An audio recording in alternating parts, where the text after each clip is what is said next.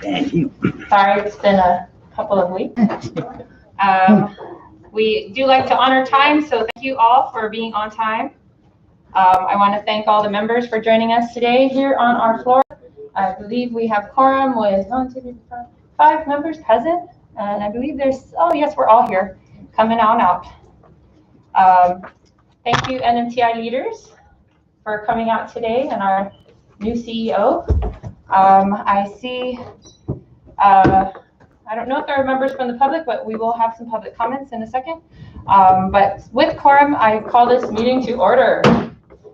If there are no objections, can I get a motion to adopt the agenda? And can I get a second? Second. Ready. And all in favor say aye. Aye. Sorry, guys. Anyone against, please say nay. Okay, the ayes have it. The agenda is adopted. Next on the agenda is the adoption of minutes. Members, the last few meetings, I have motioned to table the minutes, but I am ready to adopt the minutes. If you've all had a chance to review this on your email, I sent it out. If any discussion? Ready. Okay. Can I get a motion to adopt the minutes? Can I get a second? Second. All right. All those in favor say aye. Aye. Anyone against say nay. The ayes have it. The minutes are passed. Now on to the next part of public comments. Good morning or good afternoon. This is my first afternoon meeting, so I'm still thinking of the time. Thank you. I'd like to thank and introduce all of the members who are here today. I'm sorry I'm a little bit going all over the place because my script is, yeah, please let me start over again. Sorry guys, it happens. Okay, I'd like to remind everyone in attendance of the general COVID safety guidelines. Please wear your mask, especially while indoors. Please practice social distancing, and if you need to sanitize your hands, we have hand sanitizer available. Please allow me to introduce the members of my committee. I apologize for this, skipping earlier. My vice chair to my right is Representative Sheila Babalta. Members present today, we have Representative Ed Probst. We have Representative Donald Mangunia, Representative Ivan Blanco, Representative Ralph Yumel, and Representative Danita Yangtamai. Thank you for attending today. Thank you also to the LB staff present and assisting us. We have our legal counsel, Joe Tyron, our IT streaming, Mr. Jonathan Diaz, and our legislative assistant, Mr. Cameron Nicolas. Again, welcome to everyone who's made it here today, our board trustees, our NMTI CEO, and if there are any members of the public and the media, thank you also for coming. Now we will go to public comments. I open the floor to public comments. If there are any comments, please make your way to the podium. Oh, to the front chair.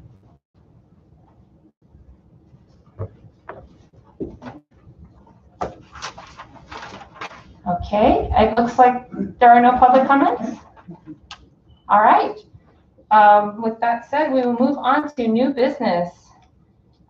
Today we have our chairman from NMTI and members of the NMTI Board of Trustees. And so if I could ask the chairman and members to please join us on the house floor. Thank you, Sarge, for escorting them. You may also bring your CEO if you would like to.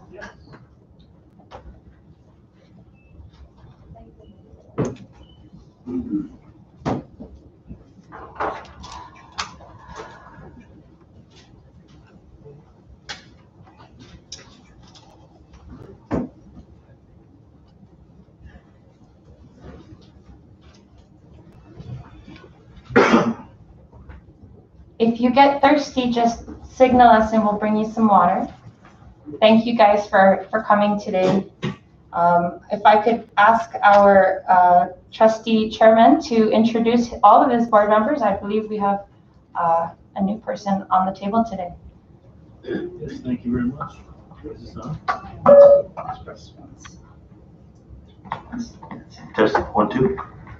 Well, thank you, everyone. Appreciate the opportunity. Thank you for the invite. It's great to be here. I guess we'll start off here on the right. This is Trustee Catherine et al. Our newest appointed trustee, Anna. How do you say your last name? Mendiola. Mendiola. Easy. Very good. Our interim CEO, Jolynn et al.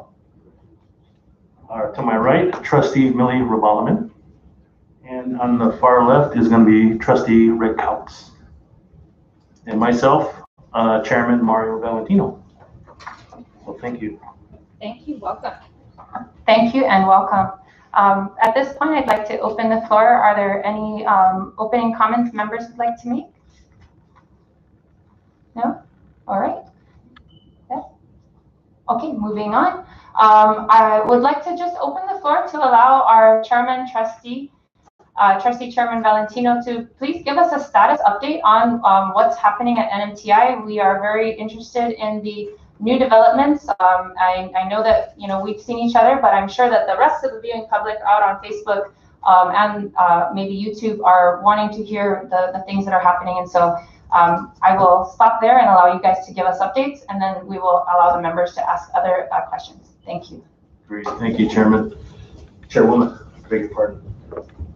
First of all, I just want to say big congratulations. We had a great meeting this past week where one of the orders of business was to bring on interim CEO, which we did since our last meeting. So it's been great having her on board. And just in the short time, we've been making the rounds, meeting with the agencies that we need to meet with. We met with Madam Secretary Benavente for Department of Labor. Met with, I know you met on your own, and we met with the staff. We've had a couple staff meetings, and CEO did a great job meeting with the staff. Took them to the what's the name of that? Micro Beach. So it was a little kind of a good meet and greet for everybody. It kind of set the tone where everybody wasn't so stuffy, and I think it was a great opportunity for everyone to get to know the CEO and know, kind of give some direction. And I won't steal her thunder, but she can probably share with you some of the topics that they spoke about. But there was a lot of questions. And as we had from our last meeting, there was some questions as far as like some direction, but getting the CEO in place, I think was very instrumental for us. Second of all, I'll discuss the funding. We do have the certain funding.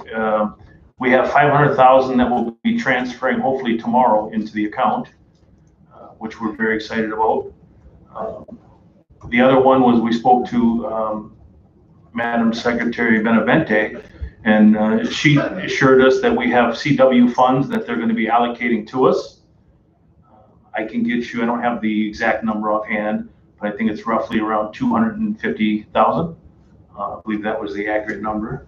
So immediately we're going to have $750,000 in the account as soon as that money transfers. So we can transfer the 500, which is great.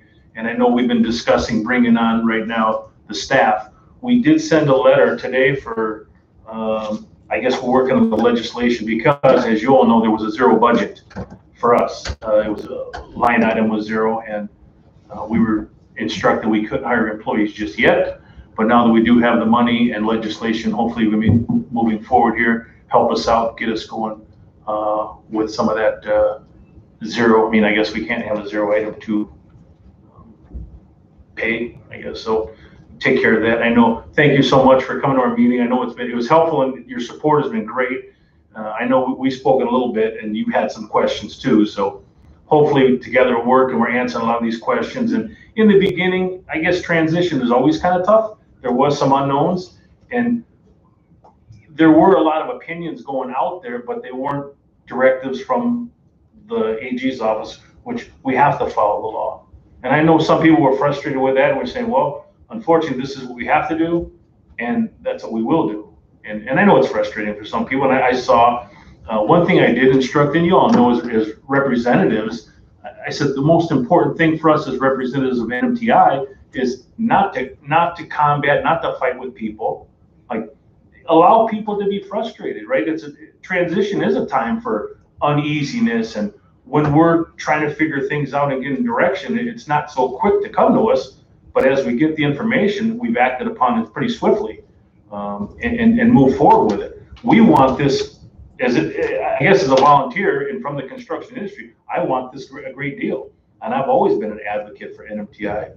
And, you know, I do my own training in-house. So that being said, there has been a lot of good movement for us, a lot of good progress. We have the final trustee on board, which is fantastic.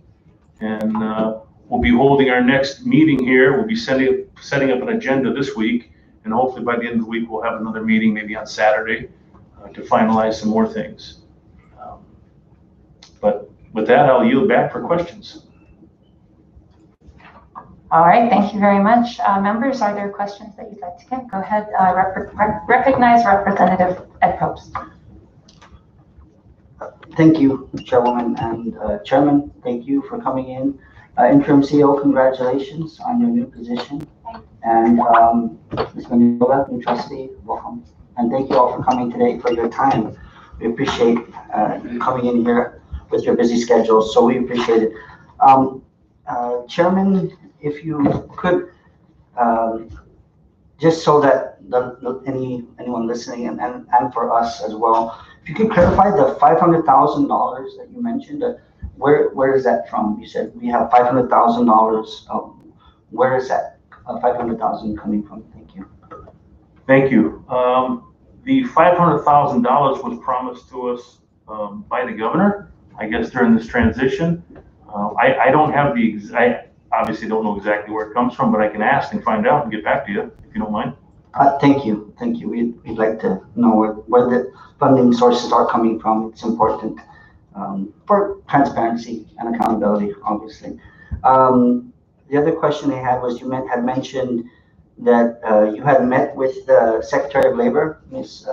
Vicky Benavente. Yes, sir. And she had promised 200,000 or 250?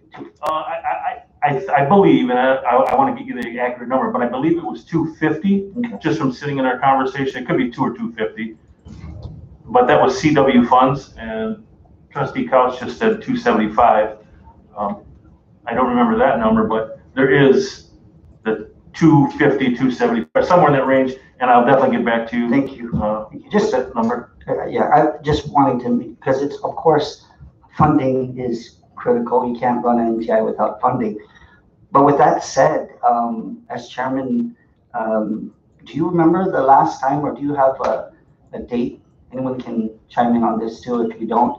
When was the last time NMTI received CW funding? How long ago was that, and for how much? Thank you. That I never got a treasury's report, so I wouldn't be able to answer that question, but I think we could go through some old records and find out. Thank you. May I redirect my question to Trustee Couts? Mr. Couts, do you have any recollection as to the last time that NMTI received any CW funding?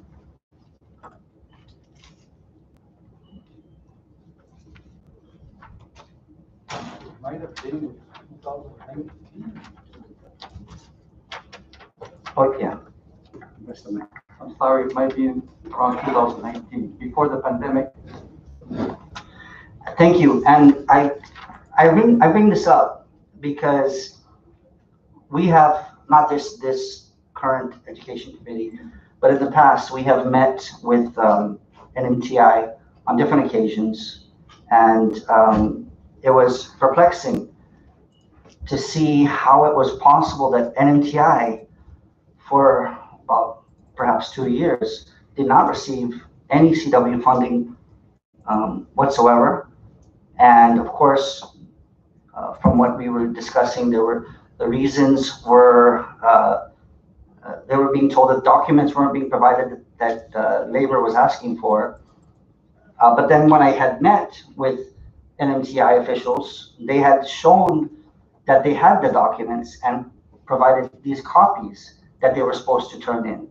So there was a lot of confusion and as to why for 2 years NMTI has been unsuccessful in receiving any CW funding. But today we're getting told that the labor secretary is going to be giving NMTI over $200,000. My question is, what happened for the past 2 years? Why was there no CW funding in the past 2 years? But today she's promising $200,000. Was there something, Chairman, that happened? Was there like documents that were fulfilled, or any trustees or interim CEO or anybody can join, answer this question? But it's just I'm concerned because for 2 years there was no CW funding for NMTI, but today there's a promise of CW funding. What transpired? What is the sudden change of heart, either through the Secretary of Labor, or again, were there documents that were not submitted in the past that were suddenly submitted for this commitment of actual CW funding? Maybe I can answer that. I think that's a great question for, we can direct that to Secretary Benavente, because I heard the same thing too, that I heard there was some documentation that was missed or whatever it is, but I don't think we can speak intelligently on that. You know why? We have to speak with her. Yeah. Okay, if you could, and Chairwoman, if we could get that information, we're just curious so that we can explain that to the students and others who were asking about that, and our constituents. So we appreciate if you could get that to us. I have a few more questions, but let me go for the second round so I can allow others to also ask questions. Thank you. Thank you, Rep. Probst. Other members? Yes, recognize Donald Mangonian. Representative Donald Mangonian. Thank you, Chair. Good afternoon, trustees. Interim CEO. Congratulations again and welcome on board, Mrs. Mendiola and Santal. My question is in regards to, I guess, the funding and personnel. So how much was transferred over from the trades? At the moment, because they're still paying, I guess they're drawing down on those funds, and legally those funds are ours. I mean, belong to the trades. So maybe, I don't know, Trustee Couch might be able to answer that better. There's a little bit over $13,000 in allocated money, CW money, that's in the restricted account in the Bank of Guam right now. That was set up about 3 weeks ago. And how many personnel are you looking at bringing on board for the remainder of the fiscal year as well as next fiscal year? I'll defer that to the interim CEO. Hi, good afternoon, everyone. Thank you for the warm welcome and all of that. I really appreciate it. So right now, I would hope to build an immediate team of at least 10 people so that we can start to work on things that have to be worked on, especially around the facility, safety measures, definitely instruction, curriculum, outreach, stuff like that. But towards the end of the fiscal year, I'm probably looking at least 20 to 25 in total for FTE. And how many do you have on board right now? Myself, unofficially.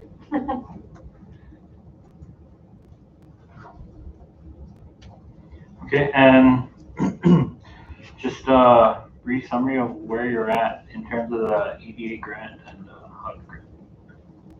So for the EDA grant, I have reached out to Mr. Mariano Iglesias, who is serving as the liaison for the grant. We are going to schedule a call based on his time because of the time difference, and he has the information that I need in order to move forward, which will most likely happen next week, given that it's Holy Week and he practices that.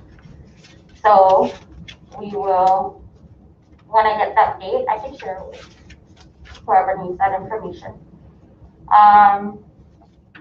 I did get a lot of support from Mr. Stangood, who reached out to me as well. Stangood is a retired EDA personnel who is very knowledgeable around how to handle EDA grants and has offered his assistance as a consultant. So I'm gonna, make that connections with these two individuals next week. Okay, and thank you for that. And I don't know, what, 750 or 775 that you expect to receive, would that be able to carry you on throughout the remainder of fiscal year 21? And how is that 775 going to be broken down in terms of operations versus personnel? Okay, I'm pretty sure the 775 supposedly that is available would definitely get us through to the next fiscal year. Of course, we would break them up into sub-accounts and make sure that we are really aligning our objectives along with the money that needs to get stepped down. So I'm not sure if you guys do carryovers for certain fundings. I would need additional guidance in that matter.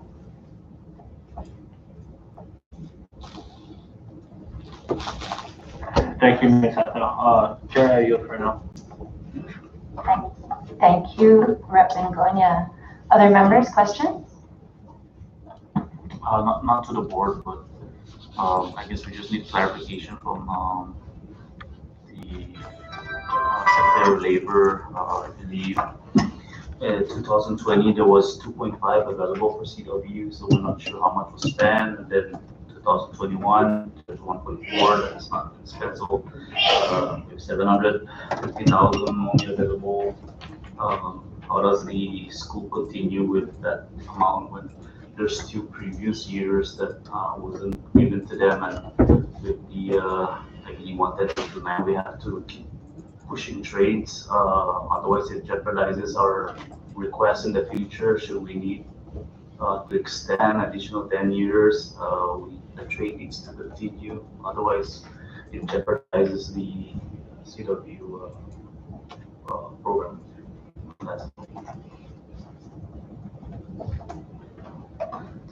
Yes, thank you for making that very salient point, Rep. Yumel. I will reach out to the Secretary of Labor for that information, because it is a concern. There's more money that you should be entitled to according to the way that the law is written. Other members, questions? Go ahead, Rep. Blanco. Thank you, Madam Chair. Good afternoon, trustees and CEO. What are the trades being offered at the moment? Or the classes, courses? Okay. I guess I can start. I think we'll be just getting the CEO on board, meeting with Secretary of Labor, Ms. Vicky Benavente. I wanted to understand and talk to the board, but I guess in the private sector, understand what the budget is and then see what's feasible to offer, rather than say offer everything and then have a shortfall. Okay, so I think it's going to be, I guess, brief discussions we've had. We're going to focus right now on the needs. There's a lot of need right now on the JVA board for all construction trades, plumbing, electrical, HVAC, carpentry. Obviously a trade school, that is the core of what we do anyway. So I think it's going to be incumbent upon us to make sure those courses are offered, continue to offer those courses, and really market those. I was looking at some of in the past, it just seemed like some of the courses dropped off as far as the actual trades, and it kind of veered off doing other things, which is great. But right now, we all know, like hospitality, with all the hotels closed, it's kind of, eventually we're going to need them. But I think right now the immediate needs is going to be these construction trades, and that'll be our primary focus for now. And then we'll just kind of open up. I know CEO's talking about branching out into, growing it into other avenues, I guess is the appropriate word. But for right now, I guess to answer the question, yeah, it'll be the core trades of construction, and then budget constraints or whatever we have, we're gonna make sure whatever we do, we're gonna be doing it great. Focus on that for now. Was there something specific you want, did that answer the Oh, question? no, that's very good answer. I like plumbing though, but I don't know. So following that, my first question, when do we expect to start opening our classes? I'll defer to the CEO. Yeah. So after doing a walkthrough of the facility yesterday with Mr. Vic Cepeda, it was very apparent that the facility needs an electrical assessment. It also needs a plumbing assessment, and it is technically termite infested. So we would have to do a lot of major, I don't know, renovations. There's drop ceilings that are falling into restrooms. Yeah, so we're just waiting on the electrical assessment will be happening tomorrow, and I have yet to reach out to DPW to help out with the plumbing assessment for the facility. However, and another thing is I was able to partner with the Department of Corrections for people who needed community service to come over and help to clear the gate on the right-hand side. And we found out that the gate fell, the chain link fence was not even up erected. So that's where we discovered the plumbing issue on the side. And yeah, there's a lot to get done infrastructurally in order for us to make sure that the safety measures are being met in order for us to reopen the facility itself. Were you by any chance qualified for YouTube funds or for perhaps COVID funds? Yeah, I read in one of the EDA fraud training grants that is part of funds that have been awarded for anybody that was affected by Typhoon U2 and Typhoon Manso. So I'm pretty sure that even our constituents in Rota are able to qualify for additional funding under the EDA grant. Okay, thank you very much, CEO and Chair Ayu, Madam Chair. Thank you, Rep Blanco. All right, I recognize our Vice Chair. Thank you, Chairwoman. Welcome, members of the NMTI Board of Trustees. Thank you for being with us today.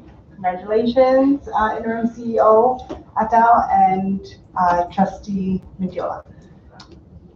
So thank you for answering the questions of the members here and giving us an update. As you know, we are expected to receive a lot of money, in addition to the already millions of dollars that we've received from the federal government. And so there are grants and loans being offered to our community members from NMHC for housing construction. We have the SCORP recreational areas in need of construction. And so we have the 515 million, right, coming. So there is a ton of money on the way. And our major concern is labor. How can we get all of these projects completed in 2 years? Because we have 2 years to spend this money. And so the sense of urgency is definitely there, right? And so we really need the school open, or we need classes to resume somehow, right? Because we really need to get our people qualified to work. And I know a lot of people are looking to work. There's been discussion of some kind of draft to call on a labor draft of everyone who's willing and able to work to just focus on a certain kind of construction to meet the needs of the project and the requirements, right? So that if we want to, if we have to pave roads all over the island, let us educate a certain group to just focus on that. Right, so we are in dire need of NMTI's help.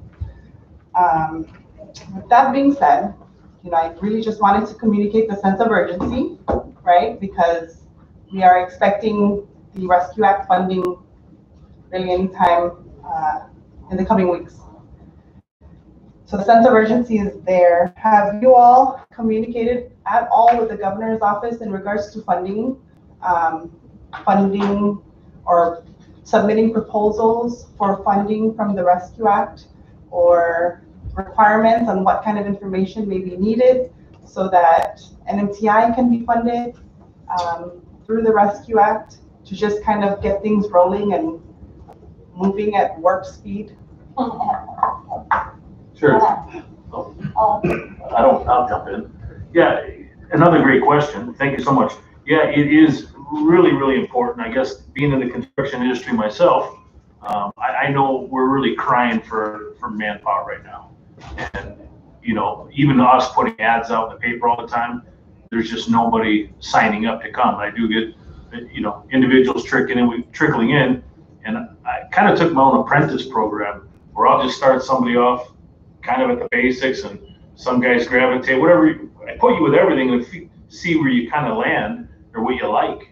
And that's been kind of effective for me, but it's not anywhere near the volume what I need or this island needs. So I agree with you. I think everybody here gets it, right? We're all kind of like wanting to get this thing off the ground and get the classes going and get people trained as safely and as fast as possible. So yeah, that's definitely a primary goal, and something we've talked about within our group.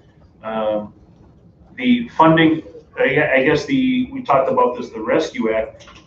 Some of these files, and I was just kind of going through a lot of the paperwork myself, and I want to see, hopefully, and CEO, now that she's got talking to some of the old staff, just see where they're at with a lot of this stuff. And, you know, a lot of the information, it's important that people are sharing the information rather than us reinventing the wheel. Because if there was already traction on some issues, you know, this didn't happen last week, right? So if a lot of this Rescue Act things were already activated, great. We'll pick up the ball, keep running with it from there. But if not, then yeah, that's something we'll definitely jump on. And thank you so much for the suggestion. That's great. We should be getting that money. Thank you. Thank you too. Thank you for response. Okay, so then I guess it is a suggestion. If you don't have a contact already or some kind of communication with the governor's office, you know, I think we should all be preparing. We should be preparing for this $550 million in any way that we can, whether that's preparing proposals in advance, you know, projects to be funded in advance. Like we need to have that all prepared beforehand because we have 2 years to spend it, right? Sure. And we are awaiting more information, you know, on the Rescue Act funding do's and don'ts and things like that language, but it is pretty broad and it can, you know, it can fund many things. So then that would be a suggestion. Can I say one more thing? Sure. But maybe to clarify, we do have an open door, and we do have communications, you know, with the governor's office and I guess all the agencies here. So that's been the greatest part, I guess, in the last week.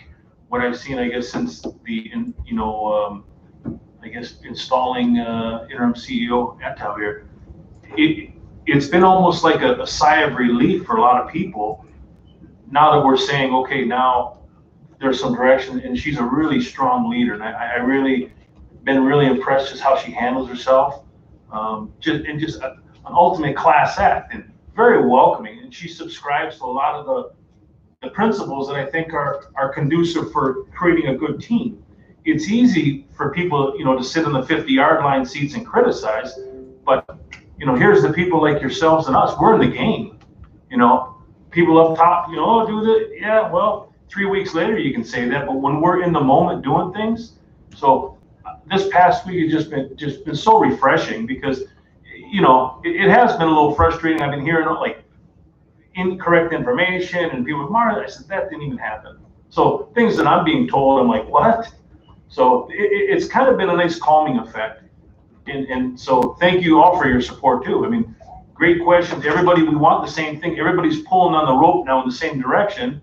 And I guess that's all we can ask for. So thank you. Right, agreed. Thank you, Chairman. So moving on to my next question, in regards to the transition process, thank you for speaking of the of the state of the facility itself. Can you share with us some of the topics discussed at your staff meeting and about the personnel? Sure. Sorry. Yeah, so our agenda was very informal, but we did share, so we went in, we had introductions, I had everybody, did you want me to go in detail? I had everyone, Maybe just like briefly, the brief, briefly communicate what kind of concerns the staff had. Were Okay. there any personnel issues that we should be informed of? And is there any kind of support that's needed from the Hill? Sure, okay. So our agenda consisted of an introduction, very warm and welcoming. I just integrated an icebreaker in there. We were able to talk about, what was the mission, vision, and value that NMTI held that they were proud of.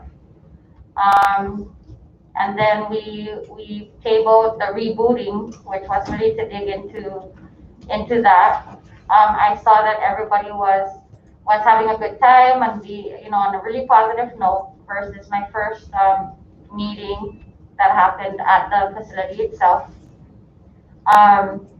And then I also asked them to sign up for an optional one-on-one get to know you type of meeting, which I scheduled for this week, and I was able to meet with at least 4 of the staff.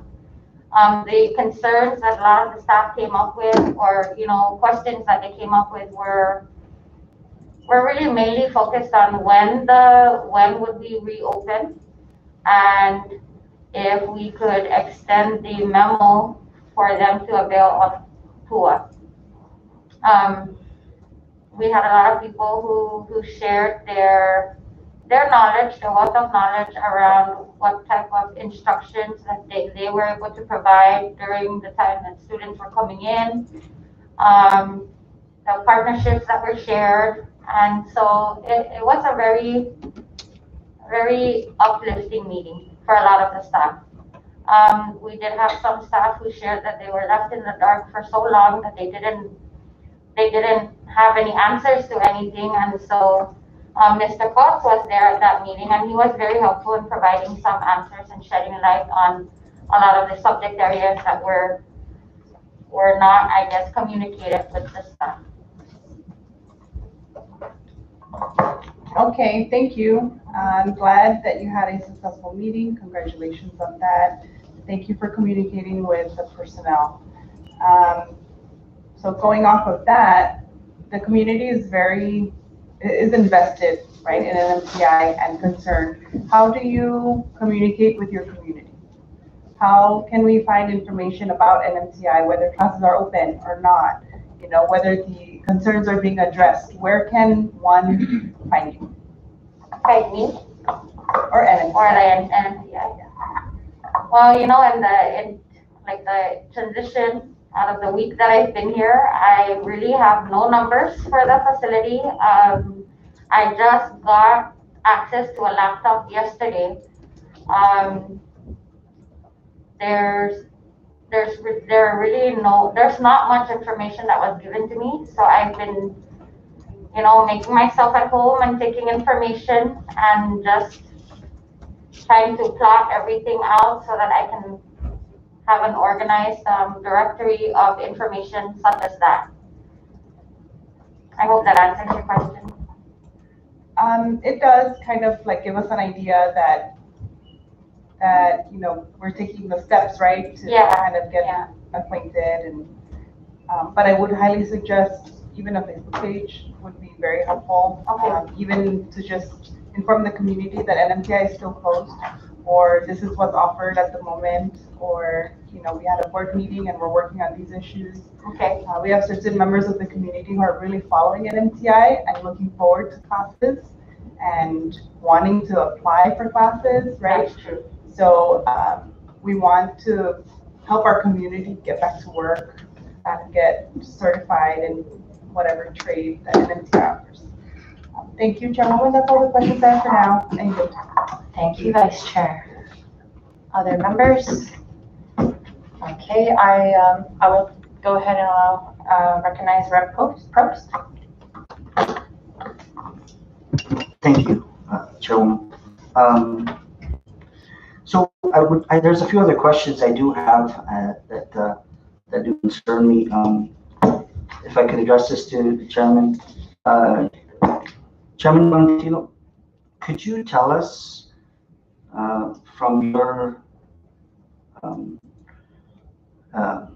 position there at NMTI as a chairman, who was responsible for applying for the EDA grant, the $10 million EDA grant, or who was looking into that to actually apply for such a grant? Very good. Yeah. After some investigation, I looked and I went through the minutes, and this was something that was brought up in 2019. And in 2019, it was said that they secured the funding in the minutes in 2019. So I didn't know anything about this EDA grant until I was told probably a week before it was due. So, hey, this has got to get done. It was just kind of dumped on my lap. So I said, let's get it done.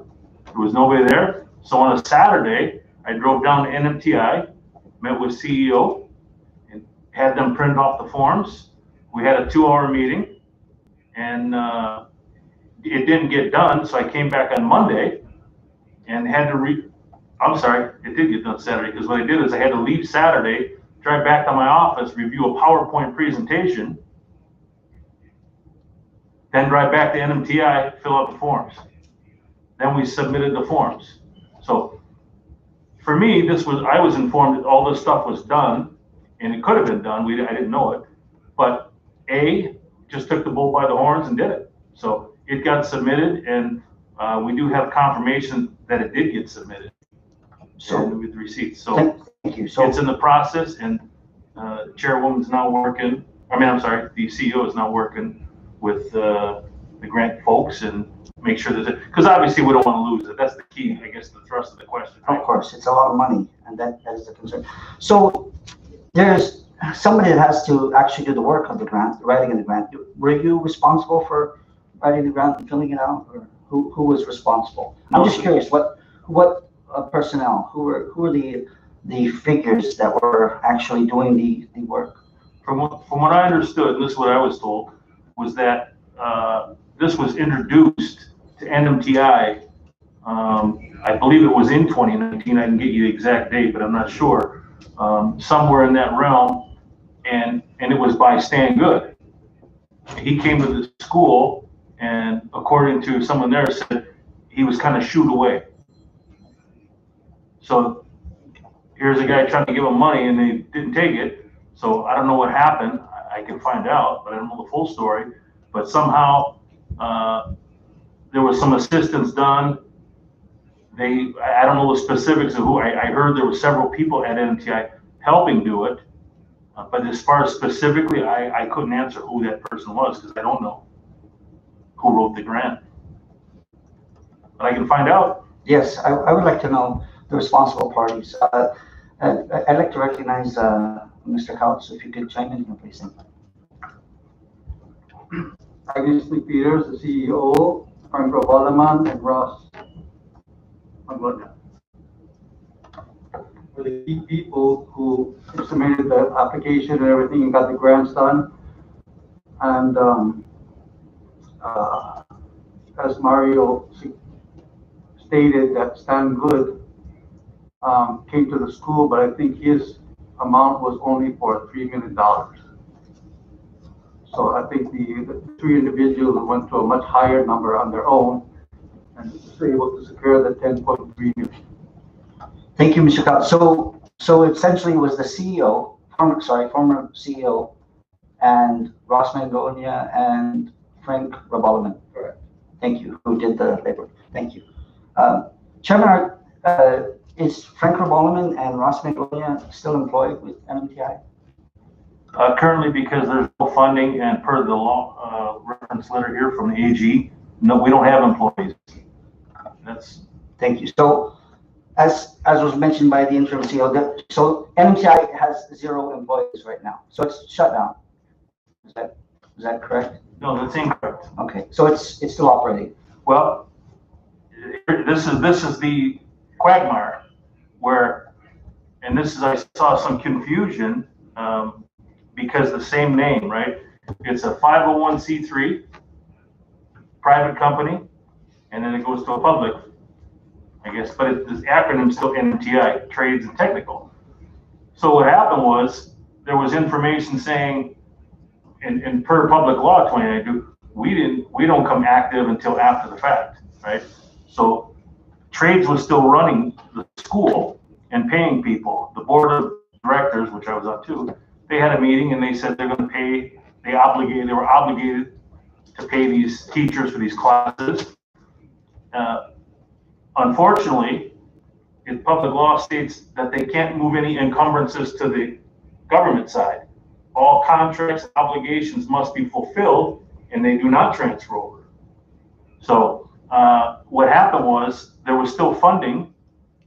Apparently, there was some social media that went out that NMTI closed, caused a huge firestorm. I don't know what happened with that, but so myself, Trustee Catherine, and Trustee Couts went down to the school and addressed it, met with a lot of instructors that were there and available. It was kind of an emergency meeting. We felt, hey, I want people to know because obviously I was getting calls, hey, what happened? NMTI closed. And as Trustee Couts pointed out to the staff, that it was the Trades Institute that was closing, not the technical. However, the caveat was the money was still coming from the Trades, and it was kind of weird. The money was still being paid from the Trades Institute to fulfill those obligations.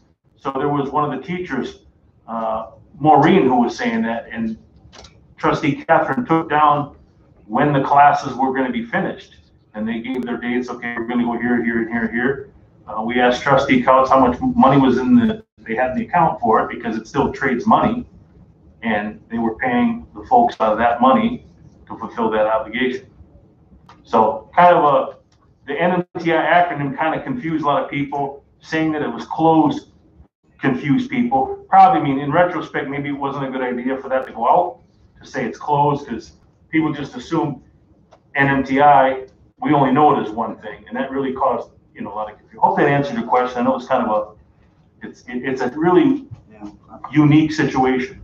Yeah, actually, I think I'm a little confused, and I think the viewers, anybody that's watching, is probably even more confused because of the mix-up with the NMTI. But so classes are still ongoing. Classes are still ongoing. There are. Is there electrical classes still going? Oh, I see. Yeah. So based on what was during the trades time, there were contracts that were made with PSS under the DAO Academy and for PSS employees to continue classes in electrical certifications. So we have one employee right now, Mr. Romero Cayetano, who is currently teaching these electrical classes but getting paid under the trades until their contracts are finished up. Now, Academy, I was able to meet with their principal, Miss Christine Cadella. She has about another 30 days for her contract to be finished out. But that was all under, their contracts were all during the trades time. And so, even in looking for the contract, I don't have a contract for the Dow Academy. I've yet to see a contract for the electrical class. I hope that answers your question. Thank you. Thank you. Since we're discussing, and just a couple of minutes, Madam Chair. So these employees that you met with, who basically, I guess you guys met at Micro Beach, as you mentioned earlier. Are they still in limbo? Are they being hired back? Are there plans to hire them back? And also, I'd like to know when was the last time they got paid? I understand that some of them are volunteering their time from our previous meetings and discussions. So when was the last time they got paid? And Are you planning on bringing these employees back, or are you still meeting with them, or are you going to open this up for people to apply for these positions? Thank you. Yeah, so a lot of the positions are really specialized positions, yes, because the trades, it's really something that you learn. As far as instructors, I would really like for a majority of the instructors to come back if they're willing. And then for administrative staff, I think that we would make sure that that's open to the public, so people can apply and turn in, their applications, go through the entire process according to HR policies. We have yet to establish or go in and look at the existing HR policies and maybe provide amendments so that we're able to not necessarily mirror, but tweak it into what is suitable for NMTI. Thank you. Thank you. So essentially, the former employees will have a chance. They'll get to apply Yes. for the position. With that said, I just, and again, this is questions that need to be asked because we were asked it, but nobody wants to ask the tough questions, so I'll go ahead and ask it. Chairman, were there any other people considered for the interim CEO position? Yes, Okay, there were others. yes, You had several submitted? yes, actually, it's not contesting. Originally, under the recommendation of the previous CEO Agnes, I was asking, who do you think would be qualified? And we were thinking of this interim process because we were told, or I was told too, that because she was a retiree, that there would be challenges with being rehired because she would be considered double dipping, blah, blah. So under her recommendation was to hire Dante, who was an instructor there. She said he's really qualified. We had a meeting and we had a nomination of, his name was nominated at the recommendation of Ms. Agnes. And after he got media starched, he got unmercifully drug over the coals, and he just said, I don't want to be in politics. So he respectfully said, listen, I want to help the school, I want to participate, I want to be in it, but I don't want to be in this arena where, it's you could be on the hot seat, and, it is, sometimes they are tough questions, but they got to be asked, so I applaud you for asking. And then also, I guess after that meeting, obviously Agnes McFeeters, her name got brought up under the nomination as well.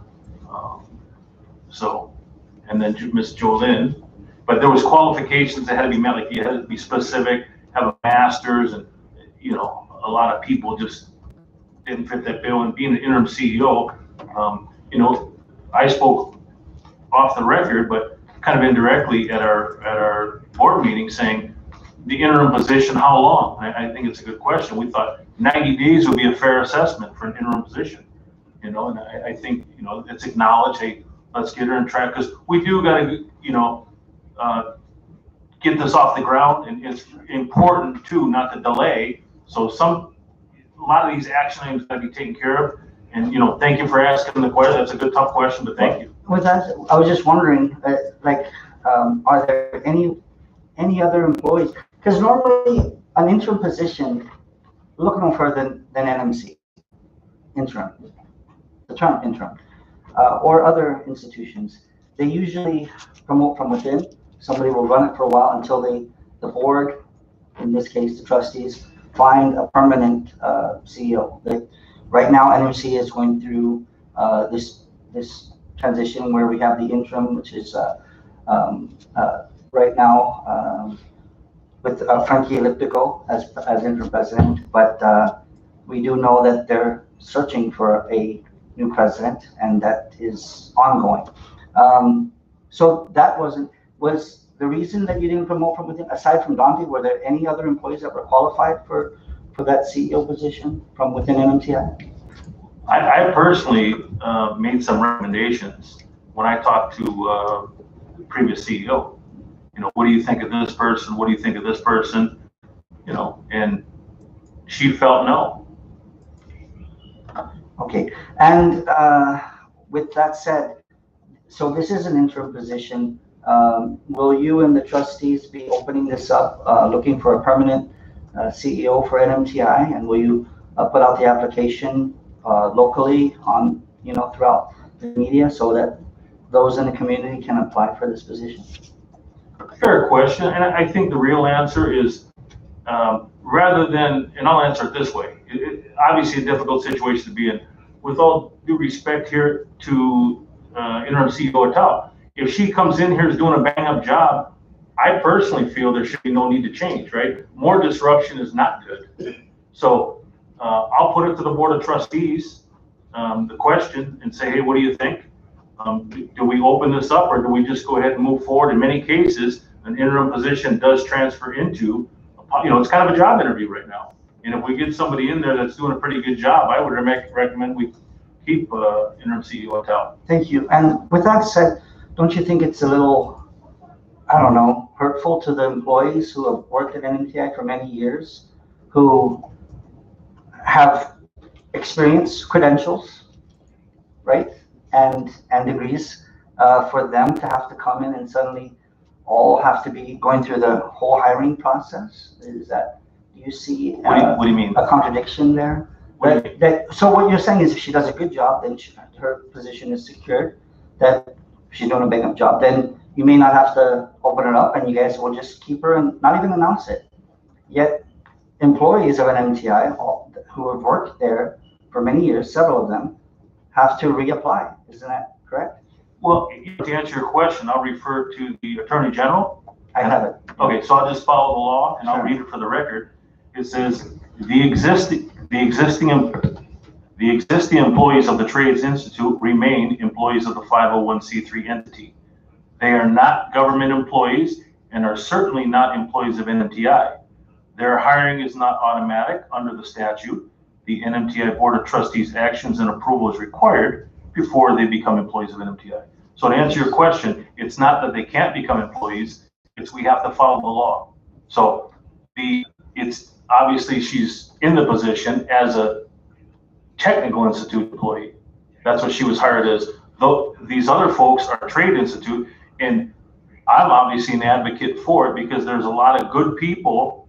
And hey, let's face it, in a Trades Institute, because it is a technical skill set, they're not lined up, beating on the doors to come in and interview for the job. We've already got good people in place. So I think your question, and so people aren't afraid, that is a good question. But we got to follow the law, and that's what scares people. But that doesn't mean anybody's excluded or not invited to come back. I think it's going to be important to get a lot of the key people back. We do have some good teachers there, and that's important. So hopefully that answers that, yeah? Yes. Yes, thank you. And it does answer it. But what I am pointing at is that we have these employees who have served their time and who have done the very best they can, and they are hoping to come back to NMTI. I'm sure most of them are. And again, several of them have been responsible for bringing in the $10 million EDA grant that if they're not hired back, they brought it in, but it's ironic that they won't even have any part in having decisions on how that is spent or regulating it. You also look at the $7 million in HUD funding. That's in addition to that. There's a lot of money that is going to NMTI, and rightfully so, after it has been neglected, sorely neglected in terms of CW funding for over 2 years. And that is a concern, because while this money, the CW funding that was originally intended for NMTI and NMC, wasn't going to NMTI, it was going to Latte Academy instead. And I don't know, but that is a concern. So I hope every trustee is on board, Chairman, that you guys are going to do all you can to get the CW funding, to get the funding that is, but also that it's spent properly with transparency, so that the public knows what's going on with this funding, so that we don't see what we've seen in the government with sole source contracts going to certain companies. Those are concerns that our constituents have shared with us, and we want to relay this to you so that you're aware of this, that the chairwoman and ourselves will be also wanting to get updates with this and to ensure that the money is spent and invested as best it can be. I've spoken about these employees because I've met with them several times. I know them. And like anybody else, they have families to support, they have bills to pay. And they, as far as I know, I don't work at NMTI, but from my conversations and from what we have attended in the past with the graduations and all the applause and kudos and acumen that came with it, and the huge graduations, we've seen that it's been done, that NMTI has been fairly successful, pretty successful. And especially looking at $17 million coming in EDA funding, in EDA grant and HUD funding. So this is big money, and these people, there's some that really worked hard to bring it in, and it's just, I feel it would be a travesty that they wouldn't be included in this future decision making. Am I lobbying for their jobs? Of course, as I would for anybody. They're currently unemployed. Now they have to go out and look for jobs. If they've done good jobs, I hope they are considered. I think that they've done their part. So that would be my concern. And again, Interim CEO, I apologize. I mean, these are questions that were brought up to our constituents. I appreciate, that you are taking this role and everything. It's a lot of work, but we have to answer to our constituents and ask these questions that we would rather not ask. So we appreciate your openness and honesty with us. Thank you. I yield, Madam Chair.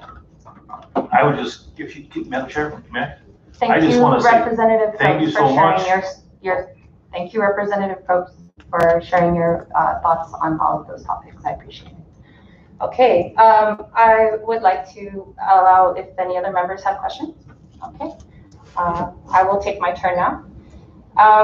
So as I've communicated with you, Chairman Mario Valentino, I've been trying to keep track of like the different timelines, because this transition process has really been going on for a long time, and it is really concerning as the different members have been asking about different things, and sometimes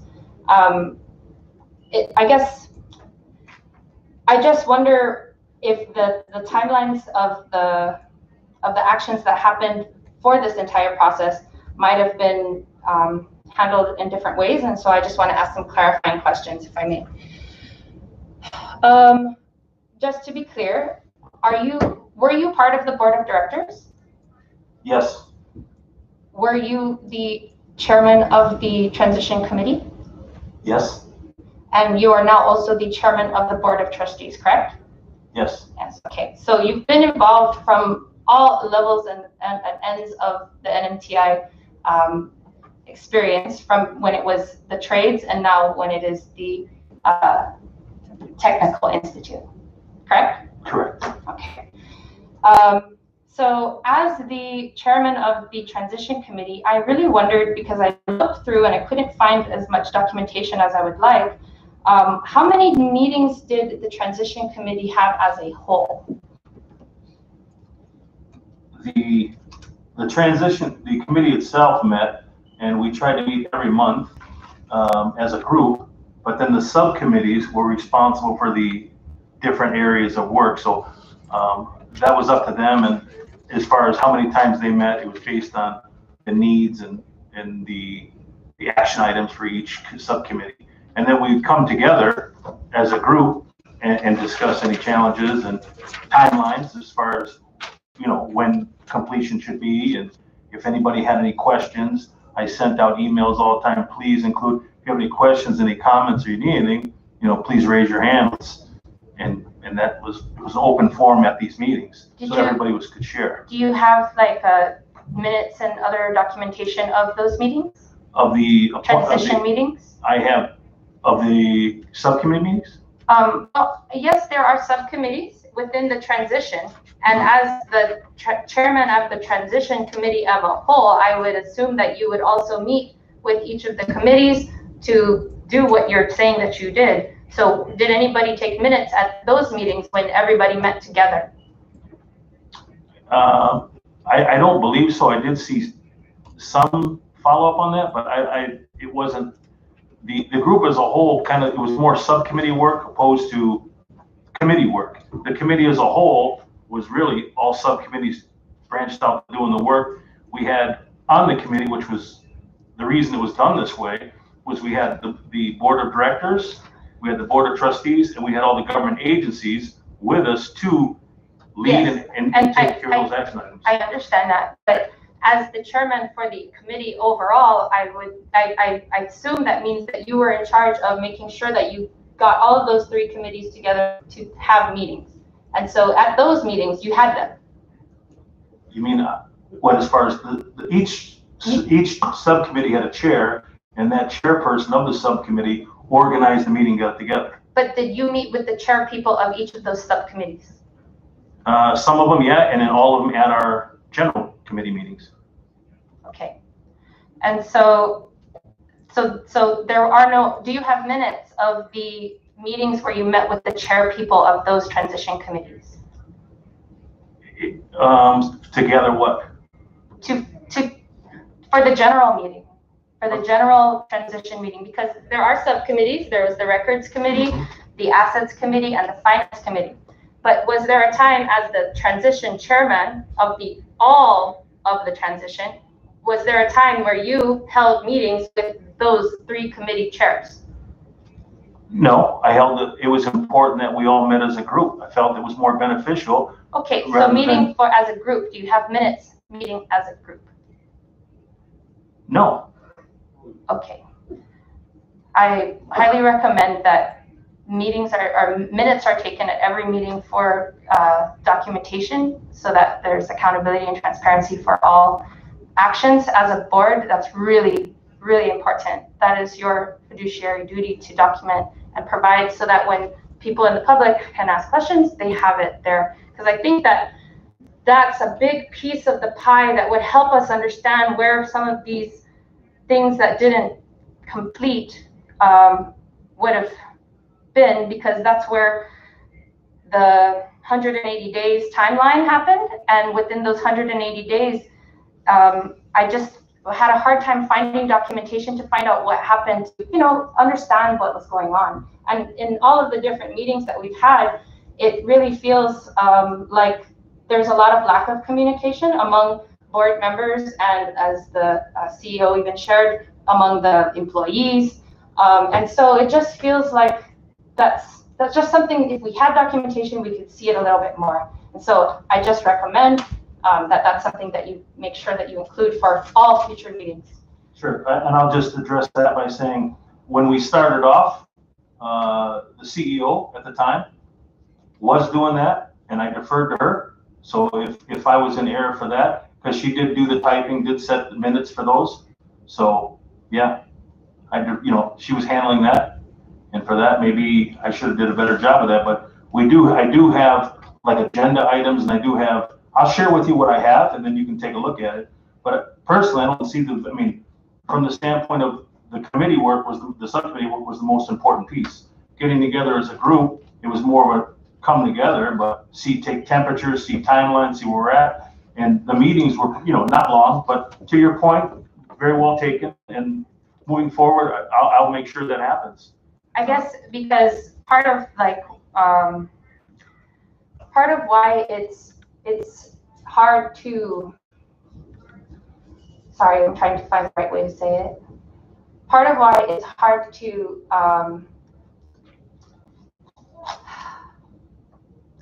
part of why that is hard to,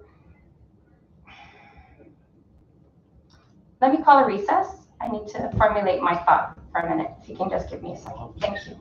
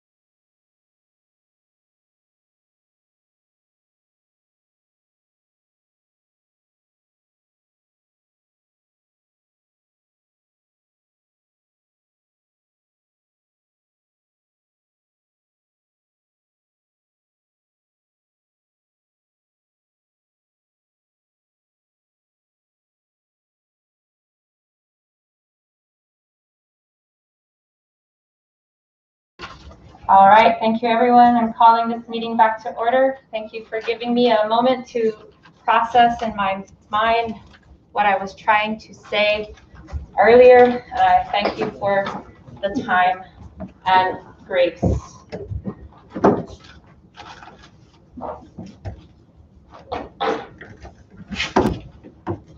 All right, so we will proceed back to where we left off. I thank you again for giving me some time to process.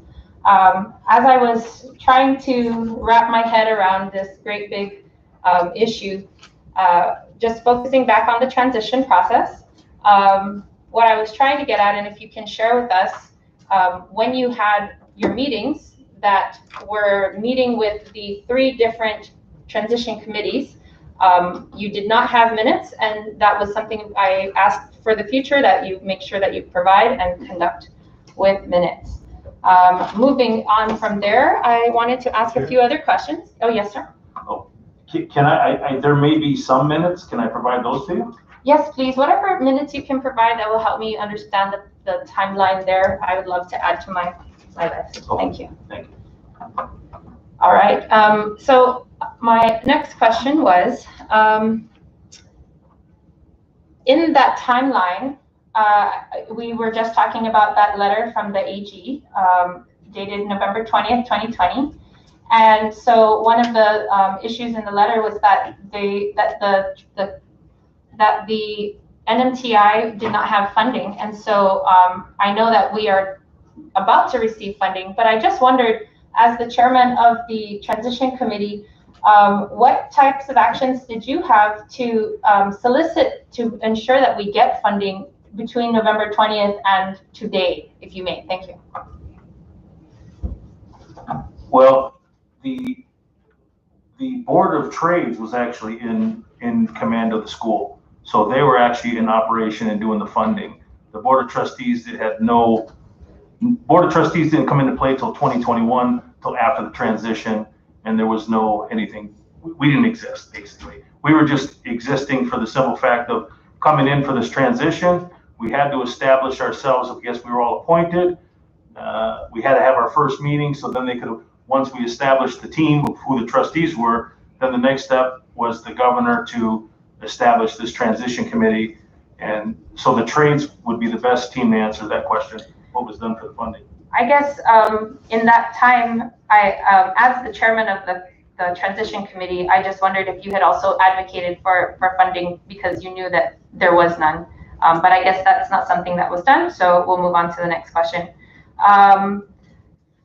Talking about the board, I know we have our new board member. Thank you, Ms. Ana Mendiola, for joining us today. I know you're somewhat in session, right? You guys are back to school. Yes. Welcome to this great body. I think that you're an excellent addition considering your background at the schools. Being a counselor, you know the needs of your students. Being a counselor, you also understand the timelines. And so I would like to share with your CEO, your interim CEO, that the timelines for the counselor planning of courses and enrollment are really important. So once you guys have your timelines of when you will open classes again, they will be able to do their next steps and get kids enrolled. And so you're very lucky to have Ms. Ana on board. I just wanted to answer some concerns from the community that were curious about the process. As you know, in the law, it requires that the chairman have a nominating committee established and that they would appoint people to follow the process that's outlined in the law. Were you able to participate, or I should ask this to the chairman. Chairman, were you able to conduct this process of filling the vacancy through what is established by the law? Yes, that is correct, Madam Chair. We had to establish a committee to nominate and appoint, and then they nominated, submitted to the governor, and the process went from there. How many different people were considered and given to the governor to choose from? When Darren stepped down, the list that I kept going through, a lot of people just didn't want to be involved because it was such a hot ticket item. I went through an exhaustive just calling everybody that I could reach out to, and people just said, I've been reading the paper, I don't want to be a part of it. So I was finally able to get 3 people that wanted to help, and that was I guess that's all I could get and to fulfill that obligation, so that's what I did. So you provided the list and the governor went through that list and chose from that list Ms. Ana Mendiola. Yes? Well, I'm not part of that nominating committee. So the nominating committee put together whatever list they did. I wasn't involved in that. Who was on the nominating committee? I can give you the names, but on the trustee side, it was Trustee Hall. So she was on it, and then I'll get you the 2 names too. Thank you. Yes. And if you can provide any minutes from that activity. I'll ask if Hall has any, or if they have any. I'm sure they might. Okay. Thank you. Yes, ma'am. So I was wondering to ask about Gatlock Academy, considering that it is about to end its time of the contract, the MOA that you were discussing. Is there plans to extend their stay at NMTI, or what's in plan? What's the plan for that? So their contract, I guess, expires in another, oh, sorry. Can you hear me now? Gotcha. Their contract is set to expire in another 2 to 3 weeks. I have a meeting set up with the Commissioner of Education on Thursday at 9 a.m. And after that, I would have even more definite answers for your questions. Thank you. Yeah. All right. Yes, Chairman, I recognize. Thank you, Madam Chair. I just wanted to point out, there was a question that I received and I thought it'd be for transparency I'd like to address regarding the new interim CEO and Ms. Catherine Antal. They do share the same last name, but for the record, it was addressed, Catherine actually sought, should she recuse herself from this process? She did meet with, I guess I can let you share if you want to share what happened, Kevin. Testing, can you hear me? Okay. Hi, so yes, when Ms. Jordina Atto's name was brought up, I immediately went to, we had meetings set with the Deputy AG. I think it was a little bit after the transition deadline. And being that her name was brought up, I did seek guidance on the need to recuse myself. I was willing to do that as well. And the turnaround question was asked was, how are we related? Because we do share the last name. And I shared that we are second cousins. Our grandfathers are siblings. And they said that there is no need for me to recuse because she's not an immediate family member. Thank you for that clarification. Oh, and then, if I may, Madam Chair? Yes. I have that, thank you, Trustee Catherine, but the $500,000 was from the governor's emergency educational fund. So I know there was a question, I didn't have that answer earlier, so if we can go back on that. Where did that $500,000 come from? That was from the governor's emergency educational fund. Is that federal funding? I'll find out. Okay. Do you currently have a legal counsel? I send all the LSR questions to the AG's office if we do have any guidance that we need. I was told to fill an LSR. We do have also Janina. She helps guide us along too. So you do have an attorney general assigned to you? We do. Yes.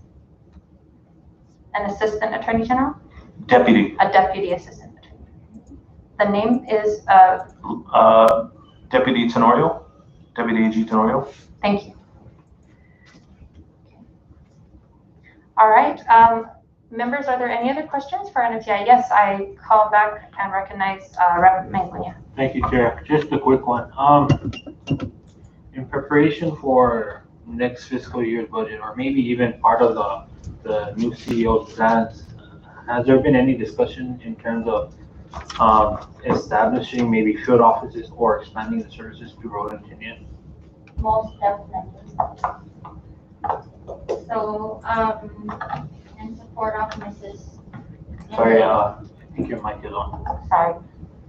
So definitely, we are totally looking into expanding our services to Rhoda and Tinian. I know at one point that it was actually existent in Rhoda. For some reason, it was it shut down? Not sure what had happened, but I just wanted to share a little bit about my letter of support when it came to Mrs. Mendiola at her Senate hearing.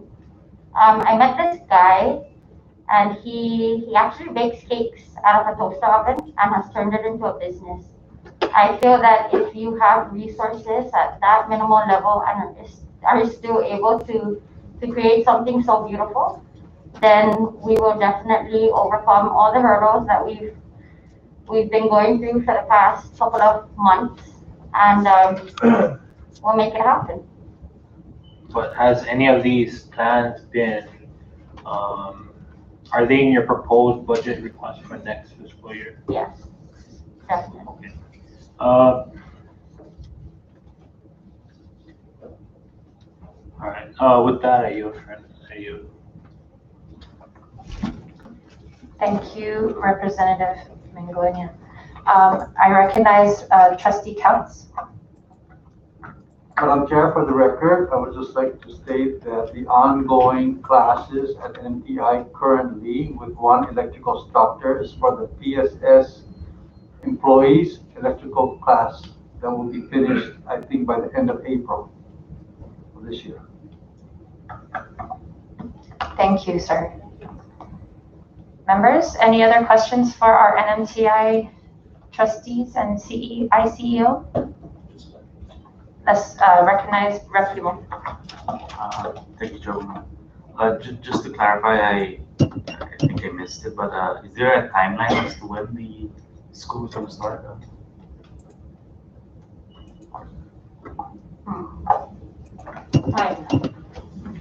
I would say as soon as money gets deposited in the account and then they get the resolution together with the minutes of the meeting to set up the checking account. So within 30 days? Nothing can really happen until that. Well, you know, given the fact that the administration has, I guess, guaranteed at least 500,000 from the emergency education fund, then the priority right now is to bring back the instructors and the at least portion of the administration so that the school can continue to operate, and then as soon as funds come in as early as Friday with the disaster loan that we have, I'm sure the administration is willing to authorize you as interim CEO to go ahead and start this process of hiring and get the school back up and running. Like I did mention for the record, the issue is with you know, the 10229 and the NMTI pumping out graduates from the trade. So that is my concern is the amount of time that the school shut down and there's no training going on, and should we request an extension for the CW program, then it hurts us in the end, and that's my main concern now is to get the school up and running, at least in the administration side, get the instructors and everyone involved. They pretty much understand and know the process of how the schools run. So rather than reinventing the wheel, it's just, you know, continuing. And I don't believe the author of the law intended for the school to shut down for this long. I know there's issues with the, you know, the pandemic and other items, but my take is, you know, it's not, we didn't envision it this way. We didn't expect it to just totally stop for this long. PSS has already started. So I'm sure the number one issue is to get the class COVID ready, right? And I guess what the lessons that we learned from this past couple of months and ensure that it will continue. So that is my concern. My other concern is the EDA grant. I hope it's not jeopardized. I know it switched to when you applied, it was a 501(c) or and then now it's not. So I hope the grant is not jeopardized and we can try to mitigate and get most of the funds so that the school can, pretty much build itself or rebuild itself. And just, if you want to add, you're more than welcome to comment. Like you said, I guess I'm expecting 30 days, more or less. 30 days. Thank you. Thank you, Rep. Yumal. Yes, I think that's really important to reiterate. It's very hard to face U.S. labor and that side of the ocean if we are not making sure that we are doing our due diligence to provide these services, since we've been they've been supporting us as they have with the CW money. So I compel this body to please be sure to advocate for your funding from the governor's office, because that is who has your money and you need that to ensure continuity. So with that said, I want to thank you all for joining us here today, and I excuse you from the floor. Thank you for coming, and if there's any closing remarks from our chairman. Yes, thank you, and thank you, Education Committee members. It's been a great support day today. I really feel confident, and thank you all for your support. I want to recognize all of you and thank you. And I know there were some tough questions that were important to be asked and had to be asked, and for transparency, that's definitely important. I want to thank also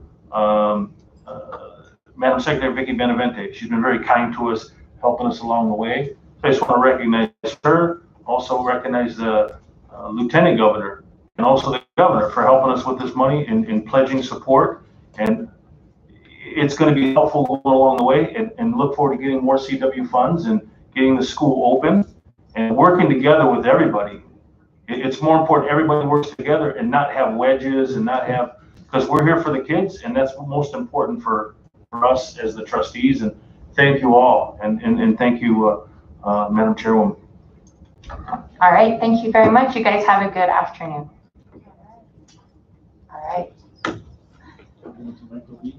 Yeah, I'm not going to call a short recess because, yeah, we're going to keep going.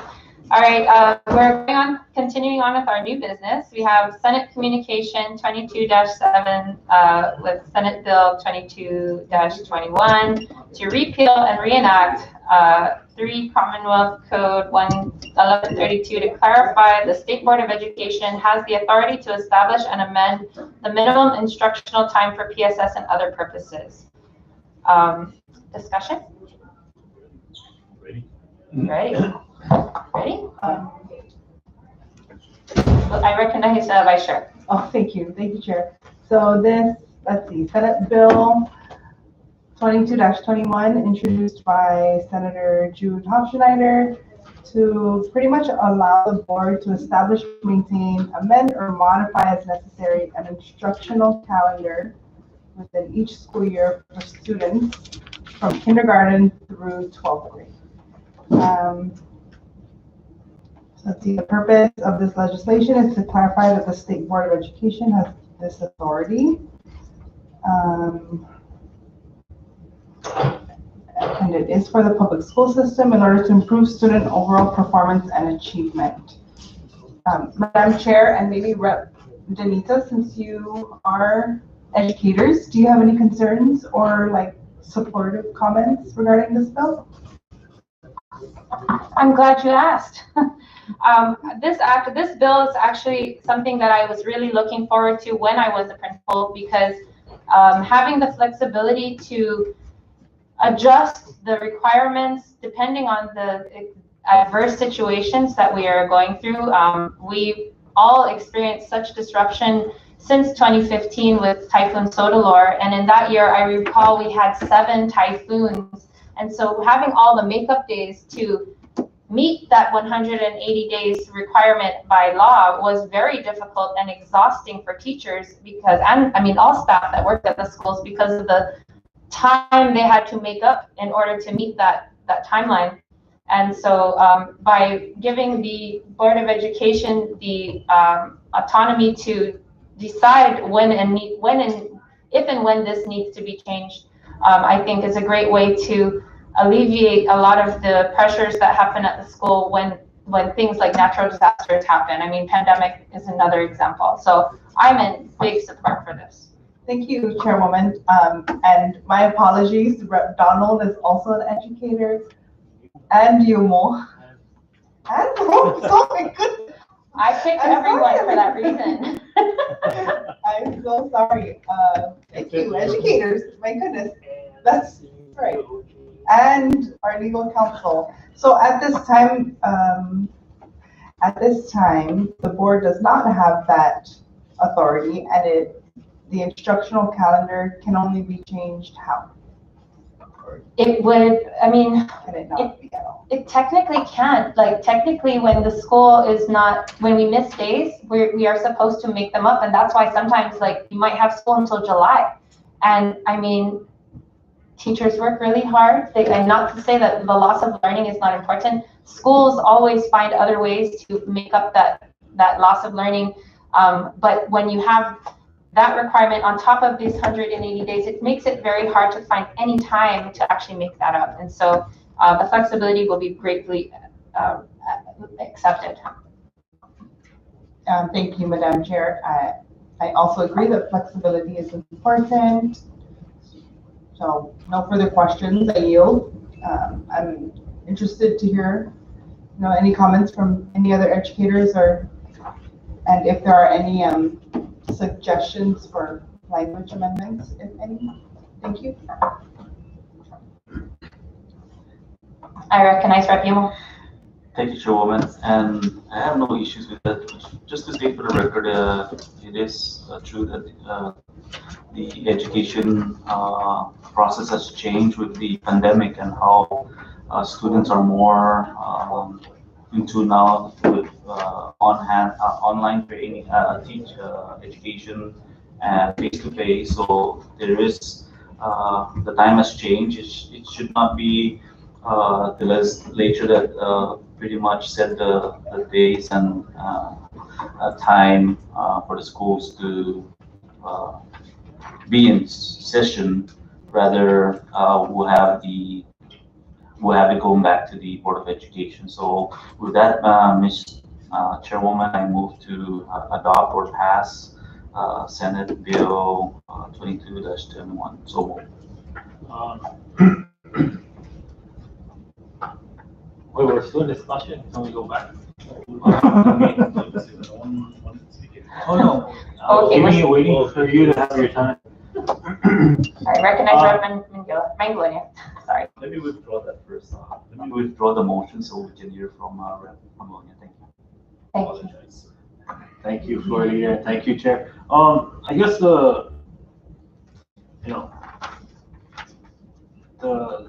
maybe just a thought that I have is rather than require 180 days, rather than remove the requirement of 180 days, can we impose a minimum of instructional time as opposed to instructional days? Like college, it can end or it can start at a certain time, but it's the instructional hours that is important. They can reduce the instructional days to even 100 days, so long as they meet a certain instructional time within a semester, within a school year. That's just a thought that I had, and I don't know if this is something that the committee would want to entertain. Because even if we reduce instructional days, how many hours or how many minutes are students, taking classes? Because even with this whole online platform, a lot of it is at the student's pace, I think. if you can consider that, because they meet with the students for X amount of time, and then the students go off and do their work. But it's like in college, and back when I was teaching, it was kind of the idea that we want to help students also transition into the college pathway, in a sense where they don't have to go to classes 5 days a week, but rather they can go 2 or 3 days a week, but have an extended face-to-face time with the teacher. But I mean, I don't know, is that something that the committee would like to consider? We can't take away the 180-day requirement, but I think we need to still establish a minimum instructional time per class, maybe. So, with that, I open up to the members to provide their thought and their opinions in regards to that. Thank you, Rep. Mangonia. I'm glad you mentioned that. I recall when this type of language was going around another time, and they were talking about changing it from the 180 days. They just translated it into how many minutes that was. But as an administrator and a teacher, when I'm planning for that, I'm still having to, the reason why, and so the reason why this was really helpful or was really needed was more for the typhoons, because that's when you absolutely couldn't go to class. That was before we even had the online option. And when PSS started doing the online classes, like their distance education learning, they actually use a different formula to count how many hours kids are earning credits online versus in the classroom, right? Because you can be online all the time, technically, right? And so I have a hard time with just converting it to minutes, because in the long run, you're still having to make up time, and that still extends either the day so that the bus drivers aren't able to get home until 6 o'clock. The students aren't arriving from the bus until 5. It means that there's still time being made up during the day, but there's no relief, if you will. It just extends the school year, or it extends the day, but there's no way to forgive that sometimes there's time lost and you cannot get it back. And so I guess that's where I would have a harder time with that, but I open it up to other opinions.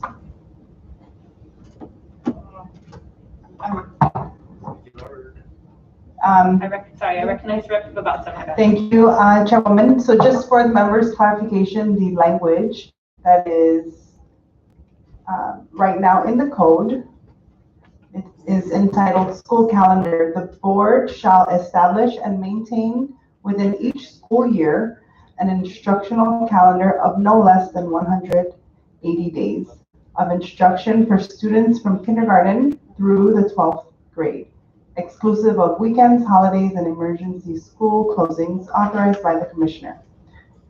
So also for the record, Chairwoman and members, the word grade is missing from the Senate's version, and it ends at kindergarten through the 12th. Legal counsel, could that be treated as a technical, or will that need an amendment? No, it needs an amendment. It's a very close call. And I honestly, without being funny, I think it would behoove us to make it a substantive change and send it back as an amendment, because that gives some members of this committee an opportunity to suggest language. But it's a very tough call. The 12th year of their. I would lean on the side of clarity, and therefore it's not a technical. You have to ask them. Does that help, Vice Chair? Do you want to propose an amendment? That does help, thank you. I'm leaning on the side of not a technical. Okay. Because members, I think it could be interpreted as the 12th year, you say, like 12 years old. So if that amendment is on the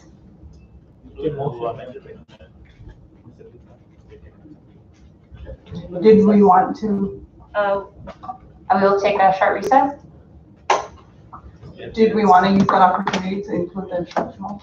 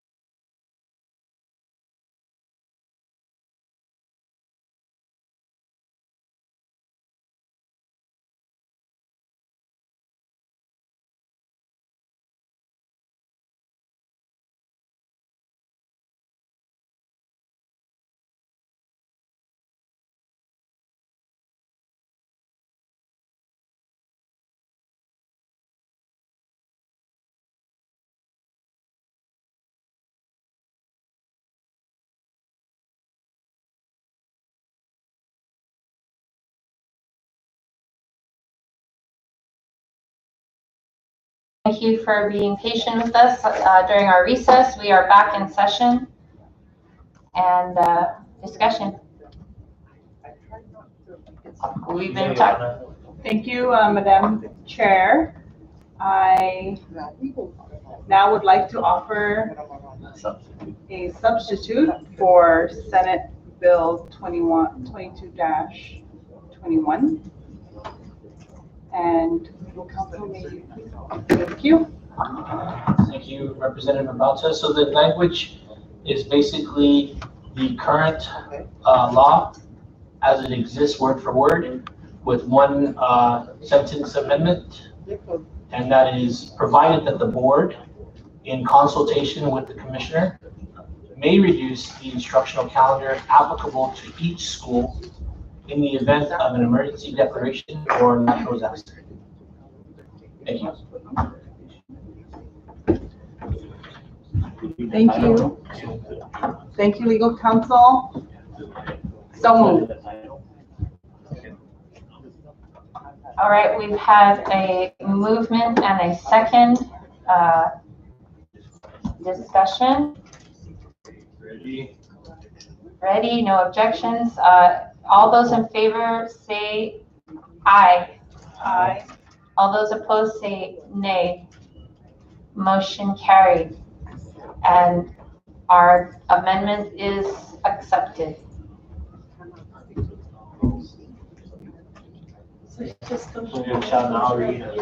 So now I go back to the main motion. I check. Yeah, there's no more. So we adopted this amendment, so it should be proper to go back to the main motion of the bill. Okay. Can I get a motion? To adopt. Oh, can I get a motion to adopt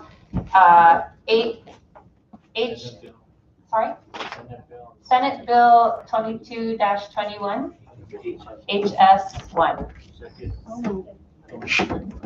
It's been seconded. Ready? Discussion? Ready? All those in favor say aye. Aye. All those against say nay. Motion carried. And 22-21 HS1 is adopted. Okay. LA, please. LA, please read out the. LA, please prepare the report. I apologize. Thank you guys for coaching me. I love you so much.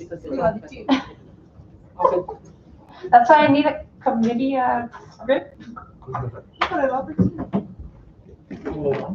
Okay. Oh, yes. Thank you. Sorry.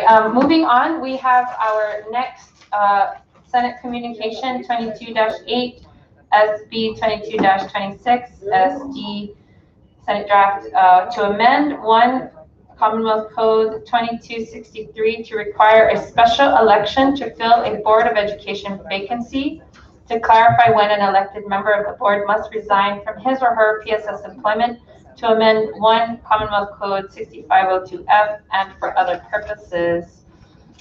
I know that we did receive the committee report from the Senate side. I have requested for more comments from the CEC and PSS, Board of Education, but I have not received comments back. Just giving you that update. Go ahead. I recognize Rep. Yola. Thank you, Chairwoman. And because it requires a costing, there's a costing involved, and since CEC has not replied, or the Board of Education to your letter, I move that we table this to another date, so we can wait for our comments to come in before we act on this bill. Council? Thank you. Thank you. We have a second discussion. Ready? Ready? All those in favor say aye to table this. Aye. All those in favor say against say nay. Name. Motion carried. And we will table SB 22. No, wrong one. We will We will table SB 22-26. Thank you. Moving on to the next part of the agenda, we received miscellaneous communication 22-10 from the LV Youth Congress and their first quarter expenditure report. Is there any discussion? Yes, sir. Recognize Rep. Yamol. Thank you, Chairwoman, and I guess if we can just forward the information to the Ways and Means Committee for the review. We thank the Youth Congress for sending the information to our office. They did look at it. I didn't see any discrepancy or anything like that. So they just, it was a good informational purposes, and I moved to have it sent over to the Ways and Means so they can add it for record. Thank you. Can I get a second? Still discussion, my bad. Thank you, Chairwoman. I too am very happy to see something submitted by the Sinoma Youth Congress. I think it's always very important that we get our youth involved with government. And so just looking at what was submitted to Speaker Edmund Villagomez, it was submitted by Acting LV Director Perry Tenorio, but do we have any updates on who is the director of the Youth Congress program? It's former Rep. Oh, okay. That is very fitting. Congratulations. Former Rep. LJ Castro. Okay, and so the expenditure report does, so this is for first quarter ending on December 31st, 2020, with a total $29,000 for 2021 Sinoma Youth enacted budget.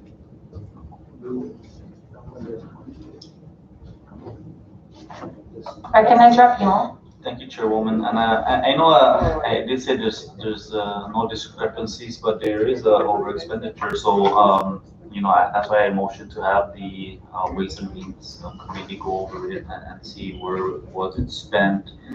There is an over expenditure. I believe it's in the repairs and maintenance. We're not sure what happened. There's other parts that was overspent, I believe. So I don't want to go over the expenditure here in this committee. I think the appropriate committee would be Ways and Means, so they can review it properly and see what happened with the over expenditure. Thank you. Yeah, that's a good point. Thank you, Rep. Yamol. Thank you, Rep. Yamol. Recognize Rep. Mangonia. I think, thank you, Chair. I think I guess this was, since it's here as a communication, I mean, this is a discussion that we can have in the sense that I think the Youth Congress has reduced the size of its member body drastically. I think that's something that maybe the committee can consider bringing back at least some representation in other schools. I know during my time, I think there was like one per school and then one per district or precinct, I forget. But I think with last Youth Congress, I think there was only like 4 or 5 members. Yeah. One for Rota, one for Tinian, and I think 2 or 3 for Saipan. I think I don't know if we even have representation for the public schools. At least one private schools, I'm sorry. So maybe we can consider increasing the size and increasing the budget. But I don't know what caused the reduction in size. Does anybody have any historical? I can share that as a principal at Kegman, it was very hard to get interest from students about this program because there wasn't a lot of communication about it with the schools. Maybe because the position was open for I don't know how long it was open since it's just been filled. But I know that we didn't have a lot of communication and kids don't really know what it is and what it actually does. And so I think, outreach that now we have our new youth Congress program coordinator. Maybe that will be something he can focus on to do what you're exactly talking about. Because I think if kids know more about what it entails, they'll be more inclined to join, which is why I also want to advocate for more NMI history courses in the schools, because I feel like one history course is not enough to really get an appreciation of our history. There's so many different parts, especially government. Thank you. Yes.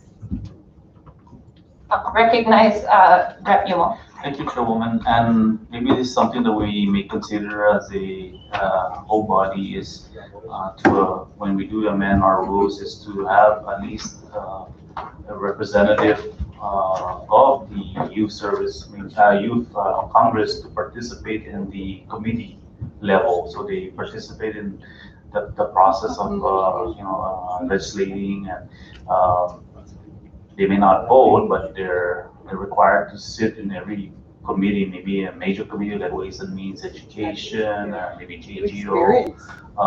Maybe that's something we can address to the ad hoc committee and the chairperson who's in charge of it. Maybe we can move to hopefully include it in our rules. Thank you.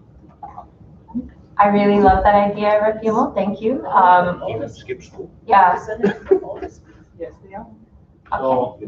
Recognize Rep. Mendolini. Thank you. So the makeup of the youth congress is done through the house rules. We can include it in the house rules where we can allow them in the committee, but what we might have to consider too. We might have to consider what time they get out of school, but of course, I'm sure our committee will be also, if it's a committee on education, we can have some meetings like at this time, 4 p.m., where they can be specifically involved. I know one bill was passed out of youth Congress in the past, and that's the telephone, cell phone bill that was passed by, I think it was Rep. Gomez at the time. So they do participate, and it will be nice that they actually participate in the parliamentary procedure when they sit down in our committees. It's a great learning tool. They want. So that's in terms of participating in committee, but in terms of increasing the size, is that something that has to be done by legislation? Or? No, I think it's increasing the budget. Just interested. So you think increase their budget, and then should other schools be interested, they can just come on board? We can sit down with the program coordinator. Yeah. I definitely think sitting with the program coordinator will be great, so that we can, bring that idea. I love it, and we really need to work with the schools to provide the support, because that's just, we're going to add another thing onto the principal's plate now by doing it. So you have to make sure that we support them in knowing how to do it. So absolutely. So thank you. And so with that, Chairwoman, I suggest we schedule a meeting with our former Congressman Castro, and we can get that process started. I know elections are, I think, soon, like in the next 2 weeks. Yeah. Oh yeah. So maybe that's something that we can consider, maybe for the next, or maybe get more people to come in the middle part of the year. Thank you, and Ayu. Thank you. I love this. Okay. Any other discussion on that miscellaneous communication? Okay. Ready? Right. Okay. So. All right. Moving on. Ready? I'm just going to the next part of the agenda, or do I? Okay. So moving on to miscellaneous. I guess it's a discussion here, but is there any just a miscellaneous to put out there? Okay. Moving on. Are there any announcements? Okay. I'm trying to think if I have any. No. All right. And with that said, I move to adjourn. Anybody want to move to adjourn the meeting? So move. Second? All right. And this meeting is adjourned. Thank you. Thank you. I didn't hear a vote. Oh, we're supposed to vote? All in favor? All in favor to end, to adjourn this meeting, say aye. Aye. Anybody opposed, say nay. And, motion carried. Thank you. This meeting is adjourned. Thank you. Yay. Thank you. You did great. You did great. Oh my gosh. You did great.